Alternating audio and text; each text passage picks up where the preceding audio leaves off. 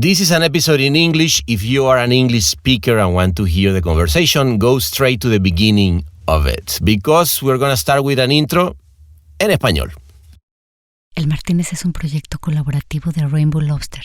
Te digo aquí entre nos, si es la primera vez que nos escuchas, que este es un podcast bar en el que consentimos con tragos especiales a los miembros que se suscriben en Spotify, Apple Podcast o en su plataforma de podcast preferida. Igual puedes buscar tus pases VIP en elmartinez.net.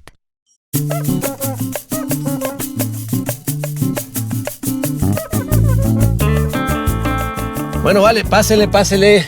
Bienvenido. Sí. No, ese no está en la lista. Dale, pásate por acá.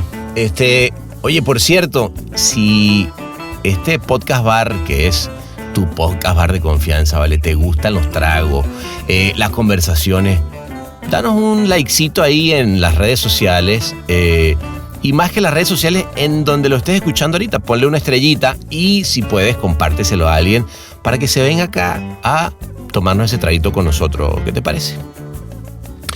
Dicho ese gran call to action para comenzar, que es básicamente reparte un poco de amor, vamos a comenzar con esta noche que traía un invitado de rechupete. Un tipo que se ha dedicado a hacer el bien, pero desde la salud, porque es donde más ha hecho esa influencia con su creatividad.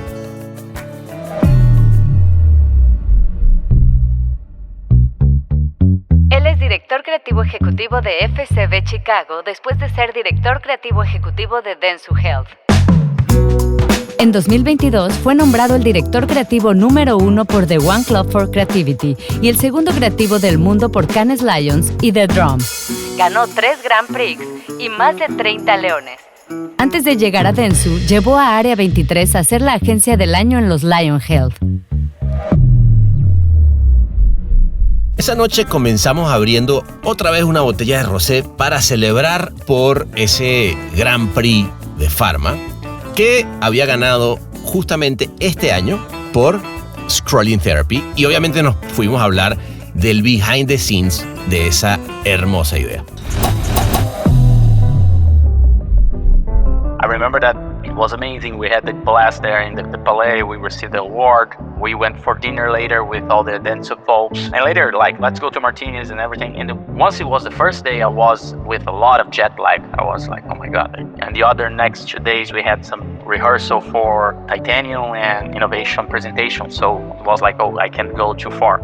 I celebrated, had my couple of rosés, and said, no, I'm gonna go back home now. And I returned home, lay down on the bed. I was like, well, I was full of sleep like 30 minutes ago and now I can't. So I just got up and take a walk in again. I stay until 4 or 5 in the morning, walk around and just talking with people. But just because I couldn't sleep, it was like too much. Hablamos también de cómo la publicidad de Pharma y de Health se ha venido transformando en los últimos años en una perfecta combinación de comunicación entre tecnología y el craft, que es súper importante para un director de arte como él. They always challenged us with the idea of once they talk with Parkinson patients all the time and they have drugs related patients, that they wanted to do things that wasn't just drug related. And I feel like the thing about having creatives that are very focused on health and pharma makes sense, because pharma has a lot of rules, a lot of science behind it. I do believe that Área 23 was the biggest player into making this shift happen. And seeing me in Área 23 together with Bernardo, who also joined Área 23 at the time, they were able to mix great pharma creatives with great consumer creatives that really made this amazing amalgam of great thoughts and great creativity. Hablamos también de Lil Sugar, esa campaña enorme de storytelling y de craft que él hizo con su equipo en Área 23 y que se ganó también el Grand Prix for Good en Cannes Lions. And another example that would give you that I feel like a perfect match between those 3 things is the Lil Sugar campaign that we did 2 years ago. It has a heavy science behind it, even though we don't know. We had a lot of science behind really understanding all the sugars and all the components that made them bad. So it wasn't just looking on the internet and seeing, oh, this is the sugars. No, it's it was pretty massive. the huge craft behind it of really drawing all those sugars, creating all the characters, producing them in CGI. Y también hablamos de cómo Área 23 ha sido una agencia que realmente vino a redefinir el tema pharma y health cuando hablamos de creatividad. Porque vinieron a redefinir una categoría que hasta ese momento estaba vista como, digamos, seca en términos creativos.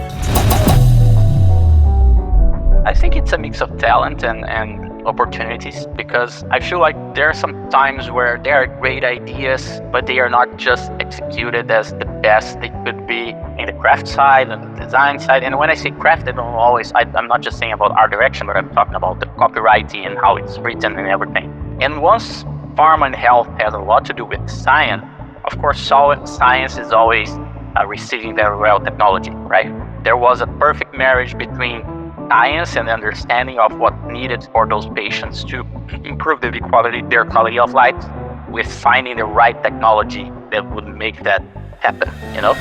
Ahora también él se está enfrentando a un muy buen desafío con FCB Chicago, que es una gran agencia donde va a estar redefiniendo el futuro de Pfizer como marca.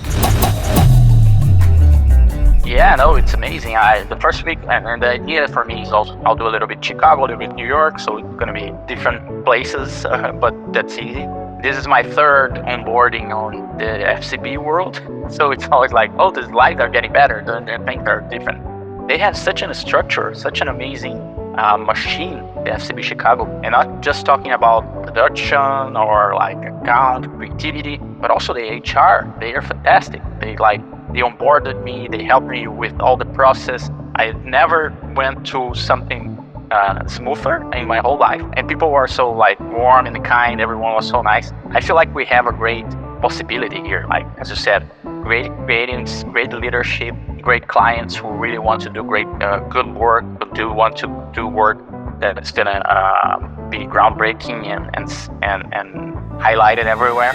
Que empiece pues otra noche de roces y hostilidades en este que es su bar para todo, que quiere decir podcast bar de confianza. Ahí está todo, ya le sirvieron su messenger de rosé para levantar esta copa y recibirlo, porque él es Eduardo Tavares.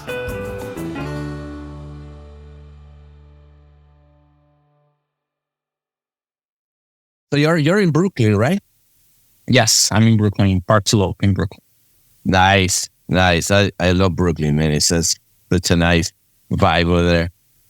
Yeah, it's a great place. There's a lot of cool things and restaurants and things to do. Just like the prices are going crazy more and more. So let's see where it goes. It's becoming hard to survive here, but it's a great place. Yeah. Yeah, right. I can imagine this. New York is always something that. Yeah. What we talk about. I mean, LA is not, the greatest place we talk about prices, but I know New York is also true. that. True.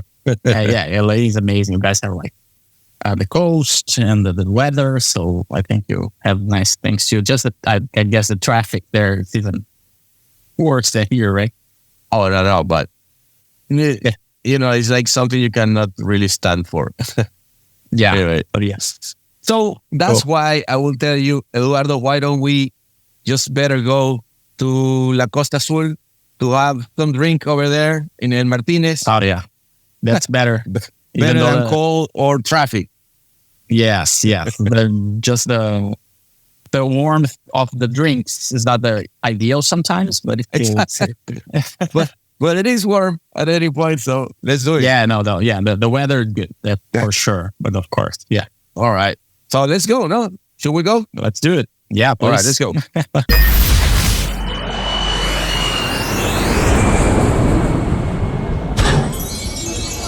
Bienvenidos a El Martínez. ¿Qué le servimos para empezar?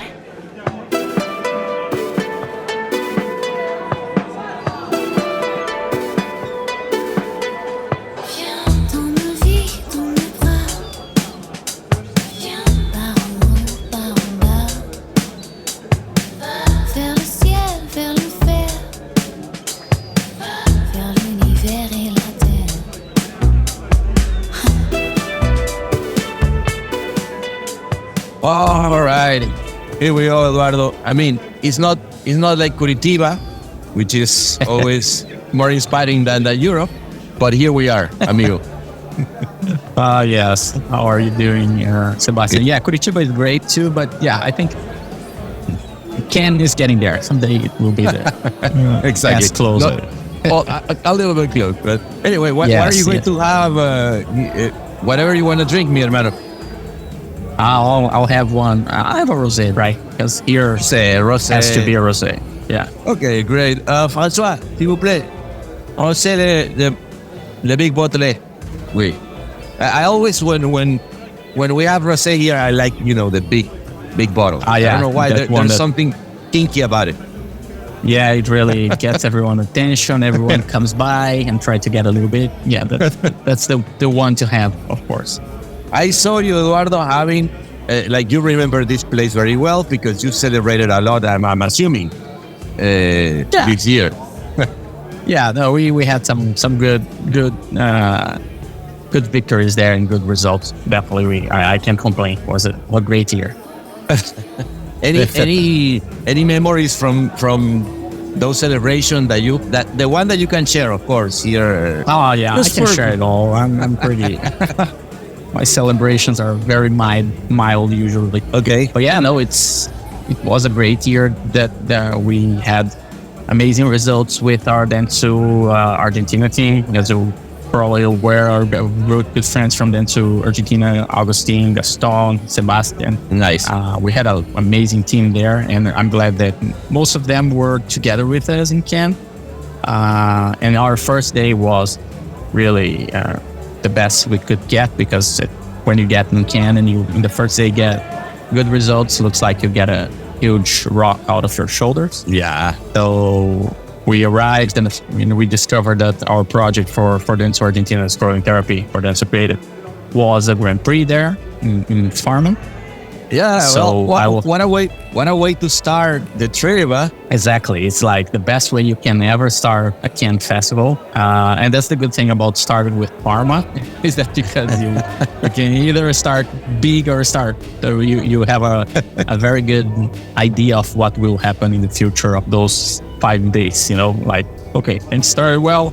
I hope they are going to keep going well. Or if they start bad, you're already like, okay, I think it's done. That's the way it is. There was. I'm sorry. I was just gonna follow up with you said about what would you remember from that day. I remember that it was amazing. We had a blast there in the Palais. We received the award. We went for dinner later with all the Dentsu folks. It was very cool. And later, like the good old, let's go to Martínez and everything. And once it was the first day, I was with a lot of jet lag. I was like, oh my God, dying here. I need to sleep. And right. I knew the other days and the other next 2 days we had some rehearsal for titanium and innovation presentation. So it was like, I can't go too far. So right. I celebrated, had my couple of rosés, and said, no, I'm going to go back home now. And I returned home, lay down on the bed, and I just couldn't sleep. I was like, well, I was full of sleep like 30 minutes ago, and now I can't. So I just got up and take a walk in again. I stay until probably like 4 or 5 in the morning, walk around and just talking with people. But just because I couldn't sleep, it was like too much. So it was a little bit of that night. Well, but that's what happened here in Cannes, man. It's like you ended up leaving at night because, you never get to reach the actual timing and especially if you are excited because of the celebration that then comes the next day, and it's the same thing. Exactly. The next day I was there. Yeah, next day I'm here in the Palais just dragging myself around. But it was worth it. I think like I said, I had a great former boss of mine from Brazil. His name is Flávio Whiteman. And he usually had a saying that in English it's harder to say. It's like, whoever doesn't know how to win, whoever doesn't know how to celebrate doesn't deserve to win. So if you're not like ready to be celebrating good victories, it's not worth it. You shouldn't win. So I it agree, makes sense. totally Yeah. agree. That's why we are re-celebrating that victory here. Hermano, salud for that. Salud. And another rosé, just to remember, it's always good. Yes. Yeah. So, and for the sake, because, we have a lot of people here just like there's this thing that some of them go to the awards, other one, like now we have, even with the Grand Prix, like having the Grand Prix of Health is just, amazing, because as you are one of the person that have even molded like how the transformation that has had that industry, right? Like we talk about creativity, innovation, technology, but we were gonna get there. My point is, what I want to talk is about that beautiful Grand Prix that was scrolling therapy.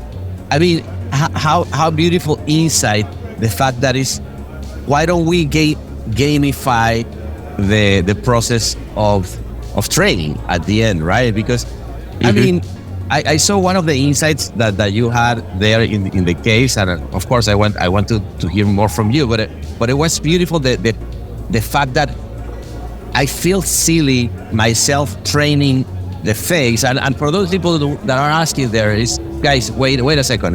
I mean, we have here what I was gonna say, but just to a long line of the idea is, people with Parkinson doesn't train their faces, and there's something that like the face dies, right? It's like suddenly you have no functions anymore in your face, and you need to practice like 40 minutes a day, and it's a pain in the ass. And you develop that app that people can actually, with their faces, interact with social media. Yes, that was an amazing insight from Sebastian, who is part of Dentsu Creative Argentina, and he has Parkinson. Okay. Yes, he's in an early stage, and he learned a lot with this doctor, of course, about how this thing called facial masking is something that happens to all the Parkinson patients, that they start to lose the control over their facial expression. So they become kind of stiff and hard, let's say. And there's this thing about, okay, you need like to do 40, 45 minutes of exercise a day. And I remember that when they first pitched the idea, and Rafael Risuto, who is the CCO from Latam, was discussing with me and the team. And there was this major thing about, okay, the idea is great. It's a great idea of like really inserting this into people's life, because everyone is on social media all the time. But why the hell doesn't the patients, do the exercises? Why do we need this therapy if it's such a simple thing as doing an exercise? And I remember that Sebastian, who is this friend of ours that has the disease, said a very powerful thing that we heard throughout the interviews later with patients. Instead, it's very sad for me, because whenever you're doing an exercise, you have to look at the mirror to see if you're doing it properly. So it was very sad for him. He said, it's very sad for me to look at my face at the mirror 45 minutes a day and see how much the disease is taking from me. Wow. So it's very heavy and powerful statement. And we thought that's very interesting. And we heard that from different patients later when we're doing the process and talking with them. We had that same quote from more than 5 or 6 different patients. So whenever you're doing you're using the app, you don't see your own face. You can have the functionality of your seeing your face or not, but you're not. You're like entertained, and you're entertained by what you're doing and seeing the pictures and liking or disliking and scrolling and everything. So you go through that seamlessly, and you don't suffer that kind of thing. So that was a heavy statement that once we heard from other patients, we said, yeah, that's a big why we should do that. And when we're doing that with different patients, we also heard very heartbreaking stories. Like there was a man from, I think he was Argentinian, because we did it from whole Latam. So we had Argentinian, Brazilian, something in Chile, all different places from the South America. And one of the patients said also that his grandson didn't want to play with him anymore. And he tried to find out why. And the grandson said, looks like grandpa is always mad now. He's angry all the time.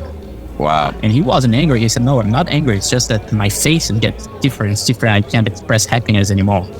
So whenever we started building the case film that we, after the idea was done, there's always the case film is like important part, like, how we talk about it.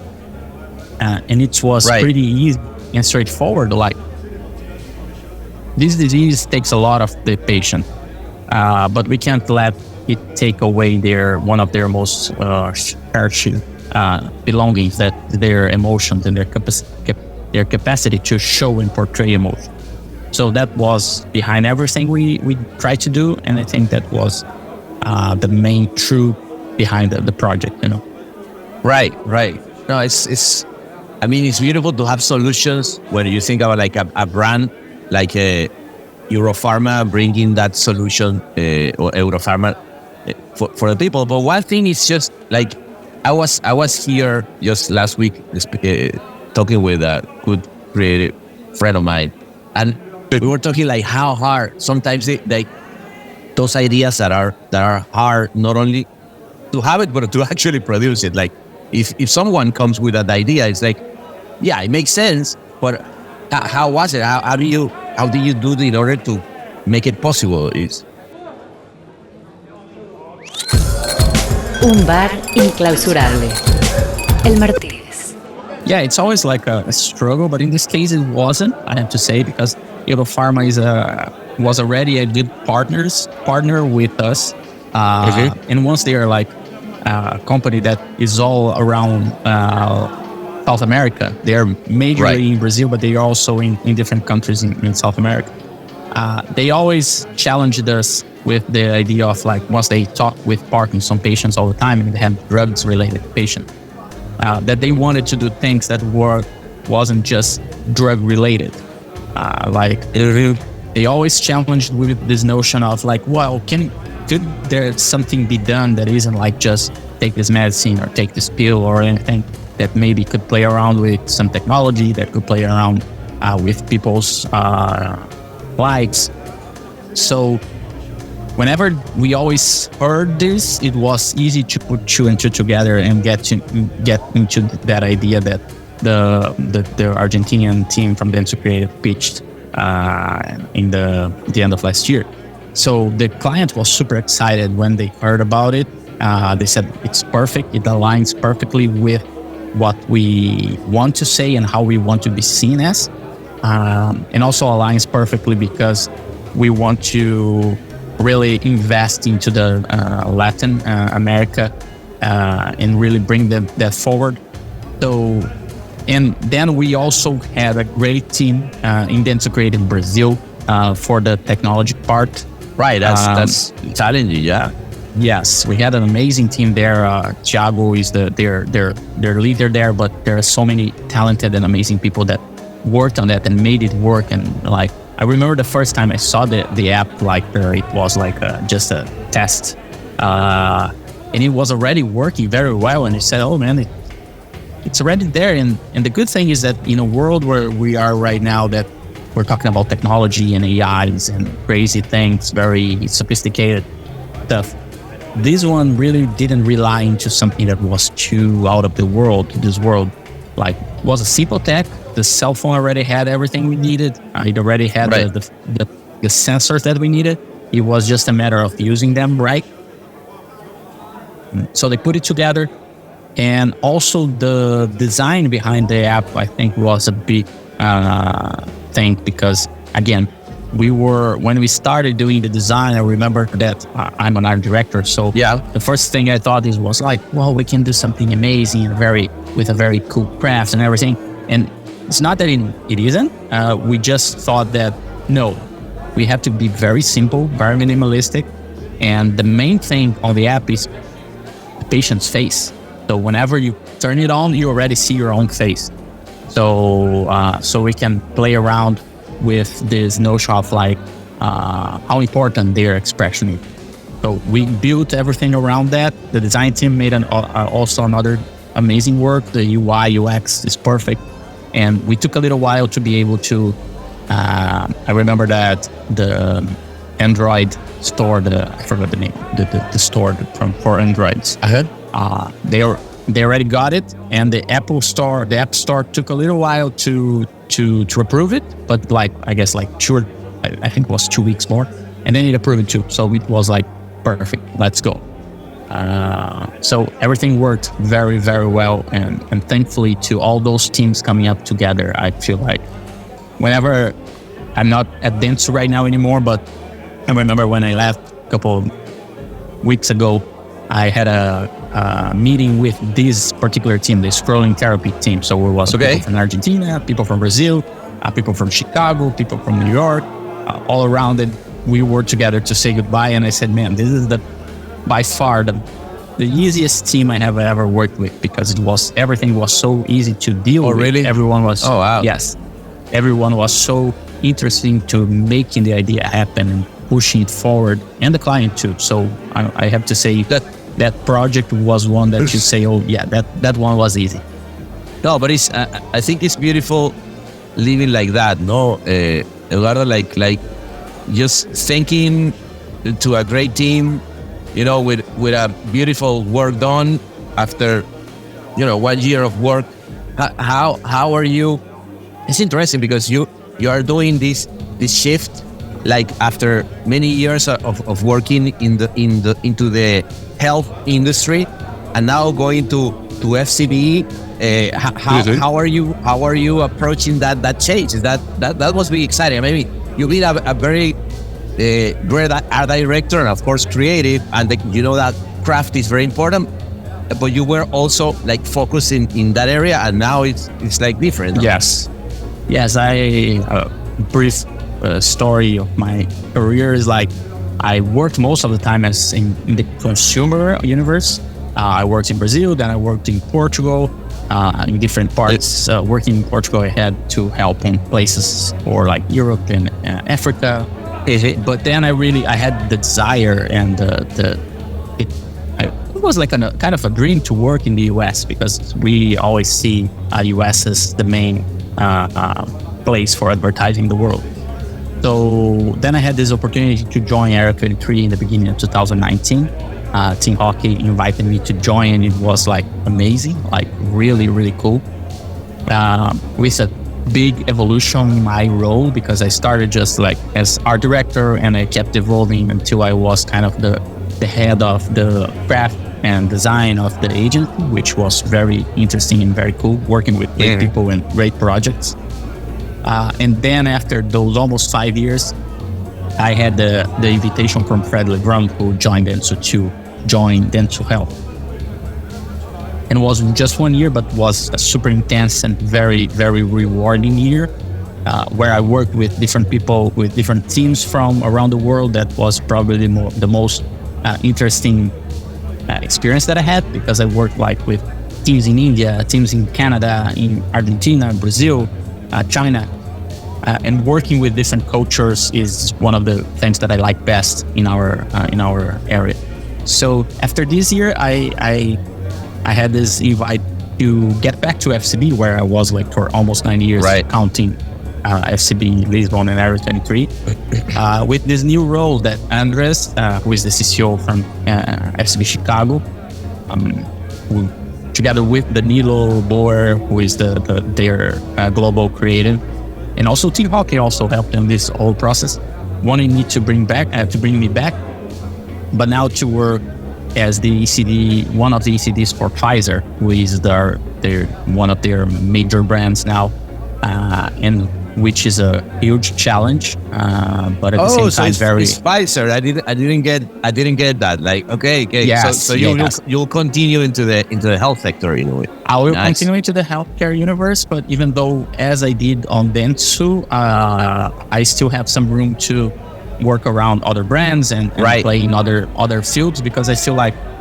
and that's the thing I always say. Some creatives are they like to draw a line in the sand and say, oh no, you're a farm, I'm a consumer, or vice versa.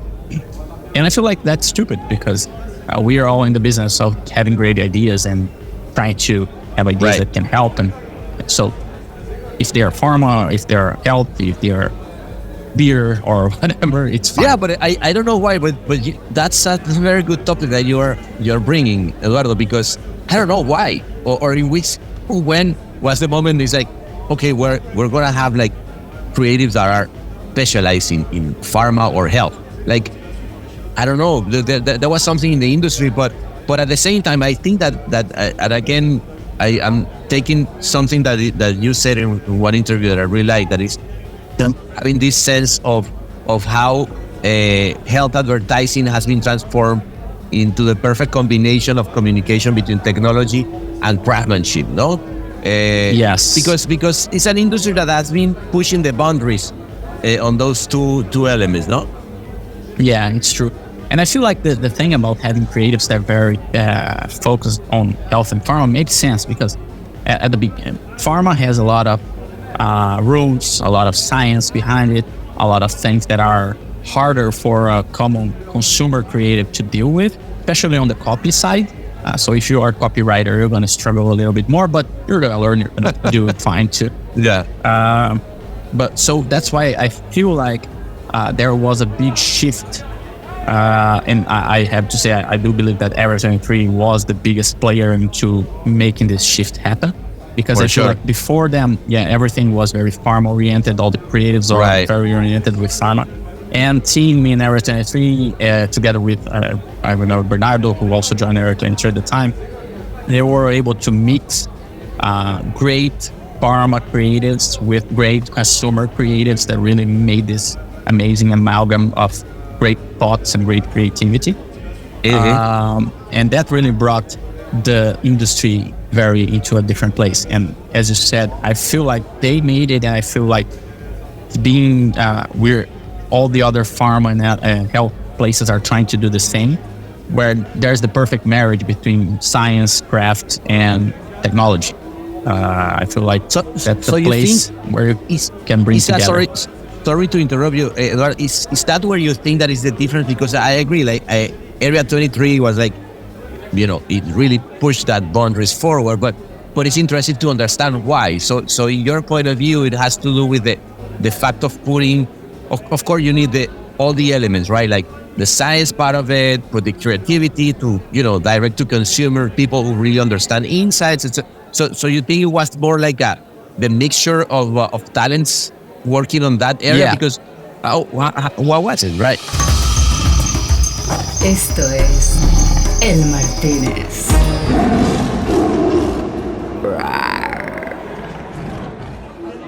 I think it's a mix of talent and opportunities, because I feel like there are some times where there are great ideas, but they are not just executed as the best they could be in the craft side and the design side. And when I say craft, I'm not just saying about art direction, but I'm talking about the copywriting and how it's written and everything. Right. And once pharma and health has a lot to do with science, of course, science is always receiving very well technology, right?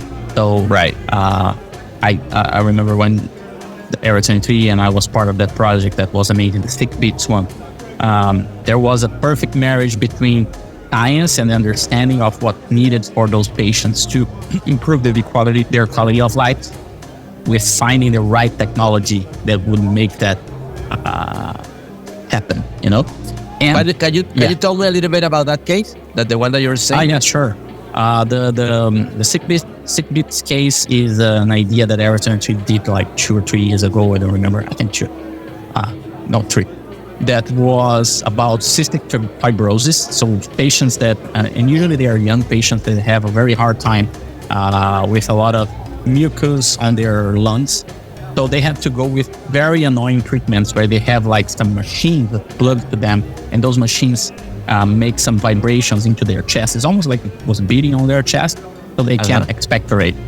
And those teenagers lose, 1 hour, 1 hour and a half of their week or even day doing that thing. So the agency and the creatives have a great idea that was like, what if we could do our own vest, because it was a vest that would be powered by music instead of just something bumping in your chest. You would listen to your favorite music, and those rhythms of the music would bounce into your chest and create this treatment. So I remember that when I joined the idea a long time ago, the idea already existed, and the creatives that created that are still there, Pen and David Adler. they had this amazing idea, but I remember at the time that there was not a good technology yet to make it, because you had to transform the vest and the sound wave in a specific wavelength, so it would affect the airline. So there wasn't the technology for that. So I remember that project was kind of hidden there in the drawers for a little while, and also partnering with doctors that could really back that project. So Right. And then in a certain day, I remember I think team figure out a partner that wasn't a company, a tech company that already was playing with vests for gaming. So they were like, oh, those guys are perfect. Let's talk with them. And I remember they talked, and they were able to adapt their vest into this new technology of the wavelength that they needed. Oh, wow. For the sound so wait a to work. second. So let me see if I understand. What the gaming company that was using that vest, they were using it also with music? You could feel the sounds of the game into the vest already. Through the vest, But the tricky part, tricky part was that, as I said, to really make the treatment work, that sound has to go into a certain wavelength. Right. So, and that wasn't being done by the vest at the time. So, team partner with a great team that they have in Area 23 to work in those vests together with the tech partner too. Yeah, to produce this thing and make it work properly. But again, you have the science, you have the technology, but it's still, if the product didn't look cool enough, sleek enough, or interesting enough, maybe it would fall short. So again, and the agency also worked into making that as cool as possible and as interesting as possible. That I remember we brought to the teenagers who were patients that wanted to play with the vest, and they were crazy about it, because of course it was a great treatment, but it also looked cool. It also was something because cool, because you are a teenager, you're wearing something. It's not like you can, you're gonna have an ugly thing on you. You're not gonna use it. Exactly. And another example that I would give to that I feel like a perfect match between those three things is the Lil Sugar campaign that we did 2 years ago. Yeah, that's beautiful. Yeah. Beautiful campaign. Because it has a heavy science behind it, even though we don't know. We have really? Yes, like a lot of science behind really understanding all the sugars and all the components that made them bad. Yeah.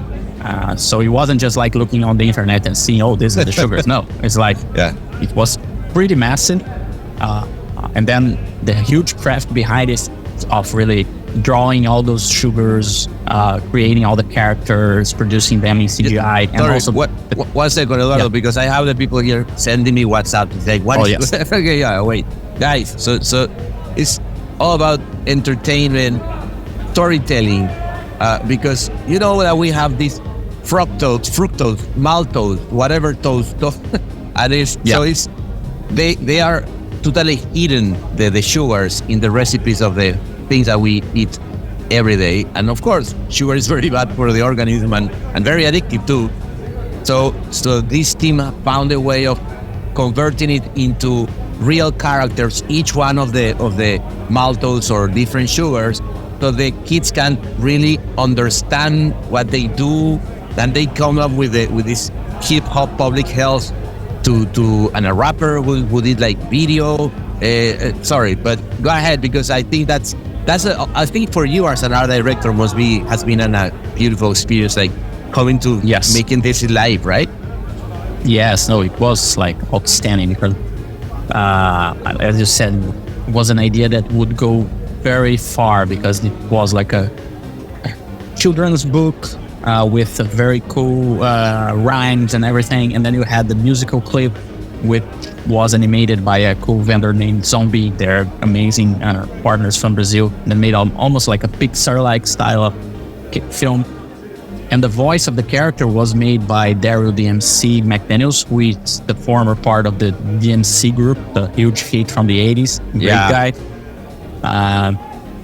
Like the whole illustration and creation of each character was super fun for us as creatives. Like I worked with Artur, who was an amazing art director too, and Thiago and Whindersson were part of the team too, and Fabio, who helped creating. So we all did like, oh, what we're gonna do with fructose? Oh, fructose. Maybe it's like Carmen Miranda that she had like those big fruits on her hand. Yeah, that's cool. Let's do that. Or like there were ones that were very hard to find, but are like aspartame. Aspartame was like a Spartan character because he sounded like Spartan. So that was very fun for a creative group to play around with it. And in the end, we also had the tech part where we had the app and kids would point to the food and be able to catch the characters and play with them. So as I said, this one had a lot of like science, technology, craft, and also a little bit of storytelling behind. And I think that also, Eduardo, what I like about the ideas that you're talking is, when we think about health, it's always something complicated, right? Like, you really don't want to hear about sugar. You really don't want to, go to a process of training yourself. Even if it's going to make you feel better, the process itself is complicated. And what I like about what you're saying, and I think that it's not only the 3 elements, but also the process of having an experience that is entertaining enough. So you can go through it. To me, it goes like a little bit of what Khan did with Khan Academy. That is in a way, learning maths is super boring.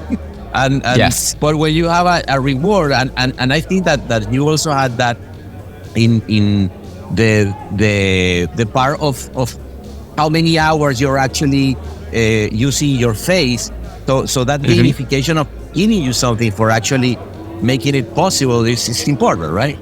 Yes, and especially because those two scenarios you're talking with different targets, but still, like with one you're talking with kids, so kids don't want to listen about how sugar is bad or whatever. They love sugar. They don't want to do that. Right. So you have to go around and try to find something that is interesting to them and make it fun and engaging. In the other way, you have like we were discussing the fact of those patients don't want to do that and don't want to be attached to that and seeing what the disease is doing to them. So you also have to go somewhere around to go into a different and engaging way so they can do their exercises without being too grounded into all the things that the disease brings to them. So yeah, you have always the gamification, the technology behind all those projects. They really help creating engagement to people that aren't very eager to engage into those subjects, I would say. I think that is what we're talking, and I really admire the Brazilian art direction, as a school that has shown the world how important craft is, Yes. And you come from, again, Curitiba, but the country. How do you see that influence? I already was talking with Marcelo Serpa, which is of course one of the greatest art director, also. But the greatest, the greatest, right? Yes. So, but how do you feel that that sense of art direction that really has a meaning or a purpose? Because it's not only, this is beautiful or not. It has some functionality behind it. And I think that we're on the same page when we think about that solving problem thing. El Martínez es el Martínez. Sí, él. Hola, Martínez. ¿Por qué no? I feel like the art direction in Brazil is it's amazing. And like you look to your side, you have a art director that's much better than you, and you look to the other side, there's another one. So it's crazy how much amazing and talented people are there. And then, like I said, I think the understanding of like the art directors there, that it's not art per se. It's not like, I do whatever I want, it looks beautiful. No, it has to be connected to selling. It has to be connected with solving problems. It has to be connected with doing things that people will understand at first, but still look pretty and beautiful. I think Brazil has a very unique perspective that I feel like most of the countries in South America also do, is that whenever you think about, and that's just my opinion, but I feel like in Brazil specifically, if someone wants to be an artist, the best place where she will find recognition probably will be in advertising, not in the art universe. Because interesting. the art people want to get paid. If you want to be a painter, you have great chances of dying poor. So all the stuff. Or while here, if you are an amazing artist, you'll go to gaming, you'll go to Hollywood, you'll go to comic books, you'll go to... there's a lot of market that place people with those skills can go into. In Brazil, there aren't. They're very rare. So we get the best talents in advertising. And also, as you said, I feel like they are always... they have to do a lot with little resources. So you have to adapt into doing what can we do with so little, with so much, a small amount of money, with no resources of using an image bank. That was what we used at the time. Today you have the AI, so everything is you can't hire an amazing illustration studio, so you'll find someone that does illustrate and will be partner with you on the project.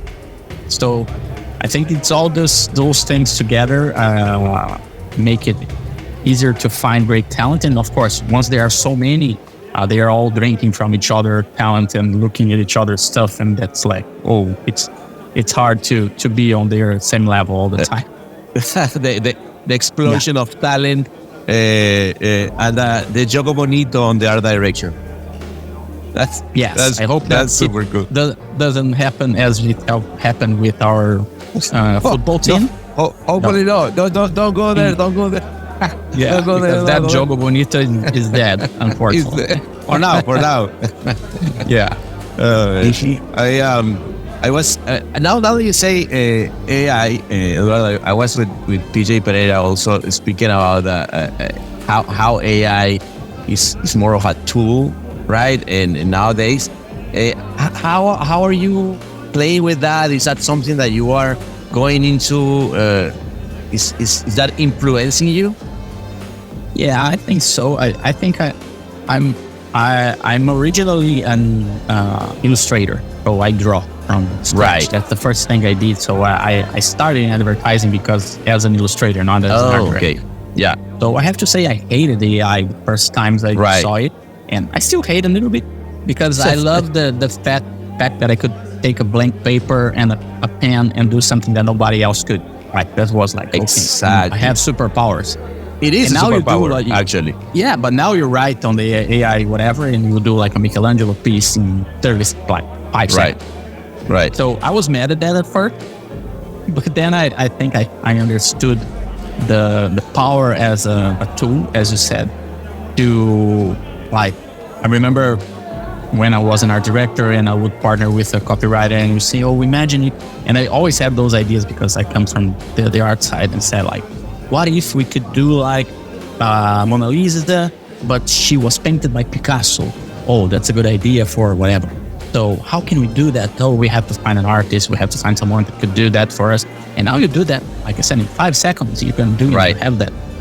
Even though that's not, and I still believe that that's good, that you can't use that as final product. You will be able to because stock images are going to figure that out.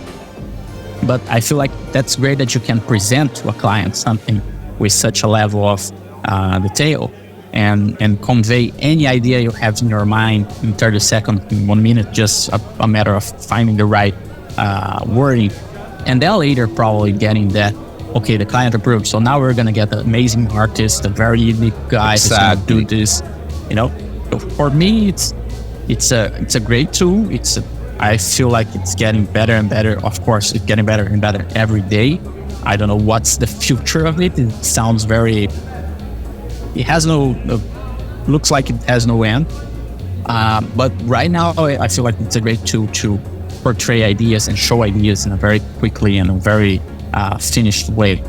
And as I said, it still bothers me because I feel like everything has the same feeling. Yeah, you look at it and you can see, that's AI, that's AI, that's AI. You can tell. I don't know what it is. Yeah. I've been trying to say, okay, no, it's just the fact that it's an illustration, but but there's something. It's like, I don't know, there's a feeling when you say it. It's like, yeah, that's it. Yeah, it has that thing. So, but still, as you said, I feel like it's absurd way of a tool. And even if you talk about copy, like ChatGPT or all those things, sometimes when I didn't have a partner, I said, let me try to partner with ChatGPT and see what happens. Pretty good. It helps you, gives you some ideas. It helps you going in different paths and routes. So I don't feel like it as PJ has his thoughts. I would say I kind of agree with him. That's probably going to be as when stock photo arrived, you have like, oh, it's easy to have an idea now instead of just drawing in the paper. So it's another leap of that, but I think it's going to make just our creativity even bigger and shinier and cooler.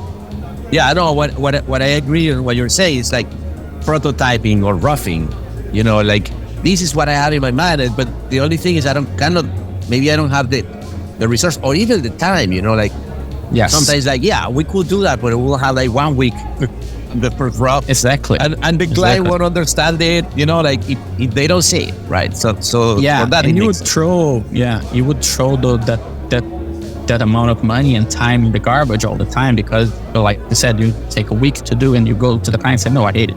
So exactly. I feel like, and that's why I say as an artist, I feel bad because I feel like, there's a lot of artists that did comping projects, got their usual money on those parts.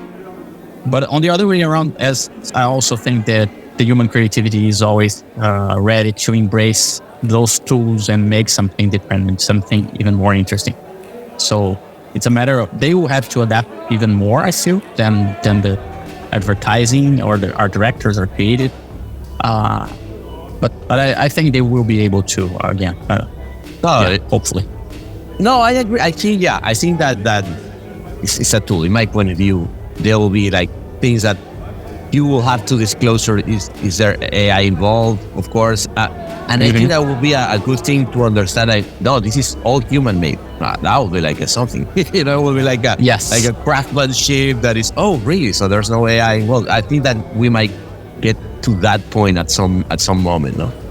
Yes, but it's true. Yeah, we're gonna have to draw like limits and things. So everything makes sense. Exactly. So how do you see like how many days you have right now in FCB Chicago? Is because you're going to one of the greatest creative agency. But what is it like? Days, right? It's like I joined 2 weeks ago. So 2 weeks ago. 2 weeks ago. How are you feeling when you see this going again? You're in a very good agency, Andres, and the work that they have done is super cool. But it's always good to go to a team that they're already delivering super good results in terms of creativity. Yeah, no, it's amazing. The first week, and the idea for me is also I'll do a little bit Chicago, a little bit New York, so it's gonna be different places, but that's easy. But last week I was in Chicago, and I was telling this to Andres, we had lunch last Friday, that this is my third onboarding on the FCB world. So it's always like, the slides are getting better, things are different. But they have such a structure, such an amazing machine, the FCB Chicago, and not just talking about production or like account, creativity, but also the HR. They are fantastic. They're fantastic. They onboarded me. They helped me with all the process. I never went to something smoother in my whole life. I have to say, it was the nice, definitely, yeah. And people were so like warm and kind. Everyone was so nice. So I feel like we have a great possibility here. Like as you said, great creatives, great leadership. Great clients who really want to do good work, who do want to do work that's gonna be groundbreaking and highlighted everywhere. So I feel like that's a perfect alignment of possibilities, and I'm really excited. I'm still trying to remember people's name. Like, this the guy that works in this project. That's horrible. That moment is horrible. You're like, and it's getting harder. I'm already 40, so it's not as easy as it was like 10 years ago. It's like, oh my God, I can't read. But again, really, really excited to join them. Yeah. And FCB is like an amazing place to work. I love working in FCB. No. Salud, cheers for that decision, man. I have these. The only interview that here at Del Martinez we had amazing drink, and I didn't air was Andres. Oh, really? Can you really? We recorded everything. I said he sent me his audio because we were recording from afar, and then I didn't find it, and I was like, Andres, no, and he was like, no, I lost it, and I was like, shit. I was so ashamed that I didn't record with him again. I will definitely have him at some point having another drink. It's always a good chance to have another drink, right? Yes, of course. Or we can maybe do it in AI if you can exactly. ask him to. Let's do that. We pretended. Exactly. He can do some prompts and to record his voice, and everything will be done. Exactly. Eduardo, it has been really a pleasure, amigo. I really enjoy this process, and it's good to know that you are going to continue bringing ideas for making work better. Because at the end, when you think about pharma or health, it's all about that. Like how you again going back to what we were saying, like making something that is painful, a pain point, by the way, literally pain point, with ideas making it better, right? Exactly. And likewise, Sebastian, it's been a pleasure to get to know you a little bit and talk. And like I always say, I feel like the briefs in pharma, at the end of the day, they're always the same. They all save life. That's the brief for anything you get in pharma. So there isn't anything better you can try to work on. And I've been working on this for 5 years now, and been definitely the best 5 years in my career. So I hope they keep in the same way. Cheers with this, look. So, oh, that's good. That's a good one. I have one. You should have brought me. Thank you, mi hermano. You're Sebastian. Thank you so much, man.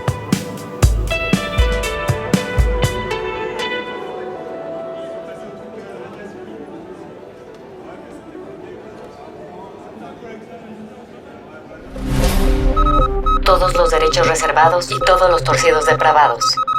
El Martínez.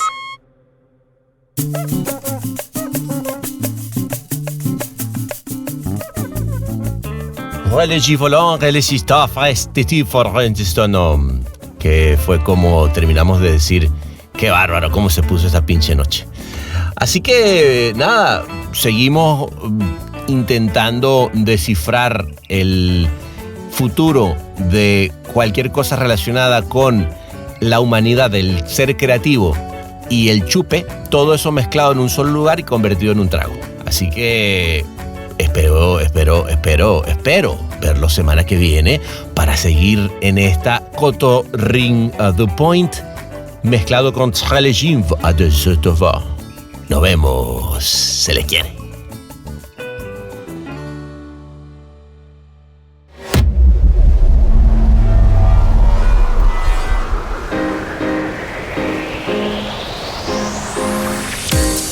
Este episodio fue mezclado y musicalizado por el gran Ahmed Cosío en Ciudad de México. Locución de la voz, Marley Figueroa desde LA. Investigación y booking, Natalia Visione desde Buenos Aires. Escrito por Sebastián Arrechedera. Dirección de arte y redacción, Ángela Forti desde Madrid. Una producción colaborativa de Rainbow Lobster. El Martínez, un podcast bar improvisadamente meticuloso.